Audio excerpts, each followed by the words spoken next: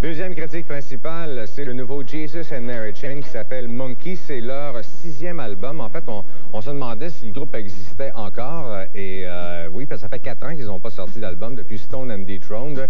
Ils existent encore, ils sont même en pleine forme. C'est vraiment des légendes de la musique rock alternative britannique, parce que vous savez que le terme alternatif est assez barouetté de gauche à droite, etc. Mais tant qu'à moi, ça existe encore de la musique alternative. Eux, ils en font de l'après. Non, jamais eu de succès. C'est comme un peu Sonic Youth, l'équivalent en Amérique. Aussi, ils sont toujours restés fidèles à leur style depuis Psycho Candy. Ils n'ont pas vraiment changé, comme les Ramones, qui ont fait une carrière de 15 ans sur 3 accords à peu près. Mais le Jesus and Mary Chain sont encore capables d'écrire des bonnes chansons. Ça a beau être les mêmes riffs, etc. Mais moi, je suis un fan de Jesus and Mary Chain en partant. Et ce 6e album-là est la preuve qu'ils ont définitivement du talent.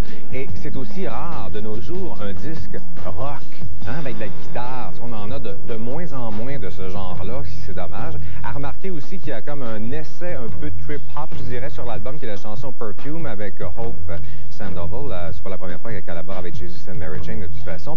Aussi, ils ont invité leur sœur, qui s'appelle Sister Vanilla, à chanter sur Mo Tucker, qui était dans Velvet Underground. Ça, c'est un peu...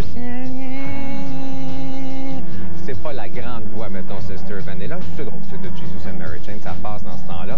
Et je pense que c'est leur meilleur album à peu près depuis Honey's Dead, qui est mon disque préféré, sorti en 92. C'est comme un mix entre Automatic, qui était comme plus pop un peu, et Honey's Dead. Et aussi, c'est un long disque, hein. Il y a 17 chansons, 70 minutes de musique, et c'est un très bon album. Je vous le conseille. Comme cote, je donne un 8 sur 10. Le premier clip qu'on devrait avoir du groupe, c'est I Love Rock'n'Roll. Puis si on la passe un jour, dites-vous que c'est vraiment pas la meilleure chanson.